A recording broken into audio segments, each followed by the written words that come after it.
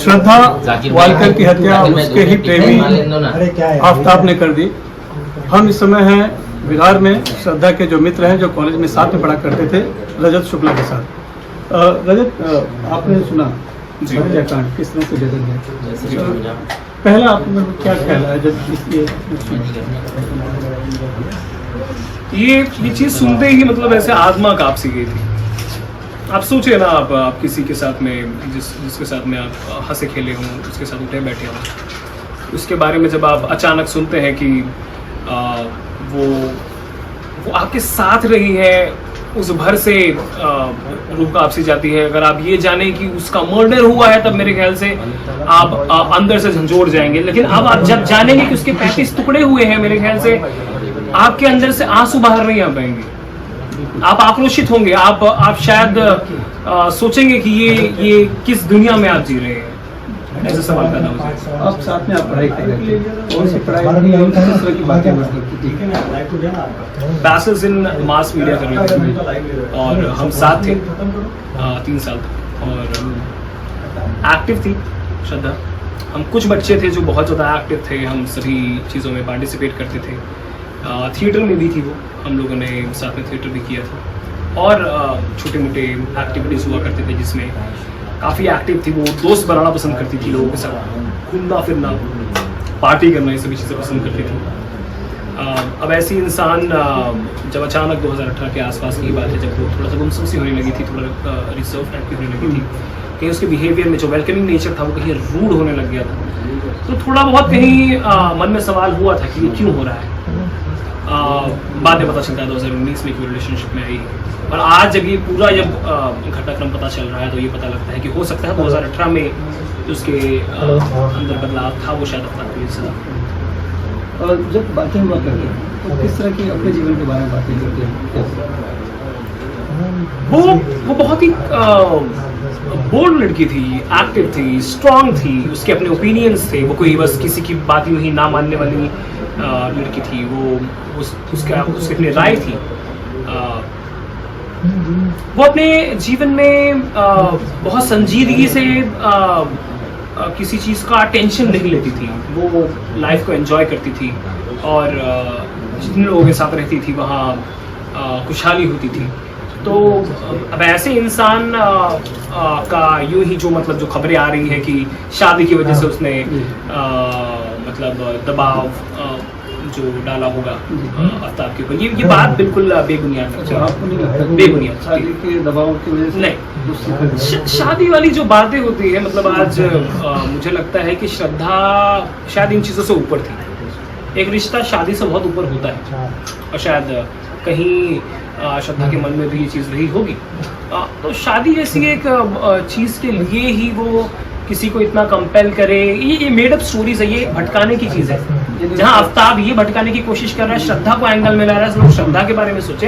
हमको वहाँ नहीं सोचना है, हमको ये सोचना है कि आफ्ताब ने मर्डर किया है और ठीक उस वक्त किया है जब उसको वहाँ लेकर गया है।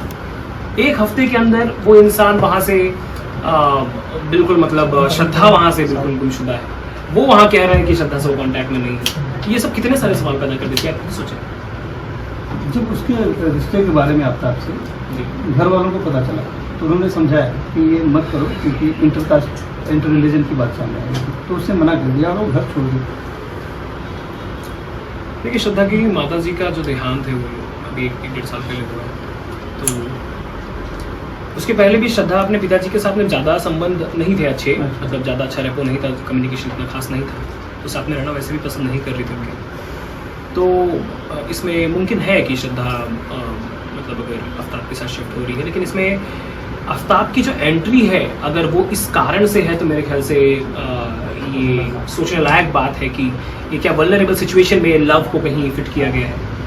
क्योंकि जो एंड है, जो अंत है यहाँ, वो एक बहुत ही बड़ा क्रिमिनल केस बनकर नजर आ रहा है। तो इसको आफ्ताब को प्रेमी या कभी शादी वादी वाला एंगल लेना ही अपने आप में भटकाने वाली बात है। लेकिन ऐसा लगता है कि प्यार का धोखा मिला श्रद्धा को? नहीं, प्यार का धोखा कैसा होता है? प्यार के धोखे में कोई इंसान एक दूसरे को इग्नोर करता है ना। बहुत बात का विवाद हो जाता है, झगड़ा हो जाता है, आवाज उठ जाती है, या बहुत कुछ हो जाता है तो किसी दिन हाथ उठ जाता है। ये क्या होता है कि इंसान का मर्डर हो जाता है। और चलिए मैं कहता हूँ कि बहुत बड़े भी कुछ जो क्रिमिनल्स होंगे वो किसी को मार देते हैं तो क्या टुकड़े कर लेते हैं, और टुकड़े करने के बाद क्या फ्रिज में रख लेते हैं, और क्या फ्रिज में रखने के बाद क्या रोज रात 2 बजे क्या उसको डिकम्पोज करने जाते हैं। आप सोचिए ये सब कोई क्रिमिनल, बहुत बड़ा क्रिमिनल या मेरे ख्याल से बहुत किसी भी एक्सट्रीमिटी की आप बात कर सकते हैं। आपकी बात कब हुई थी? 2019 था जब मेरा व्यक्तिगत बात हुआ था उससे। उसके अलावा भी क्योंकि फ्रेंड सर्कल में थी तो उसके बारे में जो बातें हैं वो पता चलती रहती थी कि वो ऐसे रिलेशन में है, टॉक्सिक रिलेशनशिप में है जहाँ अब्यूजिव है उसका पार्टनर। और जो एक मेजर केस था उसके बारे में पता चला था कि वो मतलब डर सी गई है एकदम से, तो ये कुछ बातें पता चली थी। वो लोग शिफ्ट होने वाले थे दिल्ली, इस बारे में पता चला था। उसके अलावा मेरा आखिरी बात तो 2019 में हुआ, जैसे कि उसके बाद आपने कोशिश नहीं करी? नहीं, अब देखिए संपर्क यदि 2 लोगों में, जैसे कि अगर आप देखें तो श्रद्धा के साथ ज्यादा संपर्क में लक्ष्मण रहा है। लक्ष्मण इसलिए रहा है क्योंकि लक्ष्मण उसका बचपन का दोस्त था, वो लोग काफी समय तक काफी संपर्क में थे।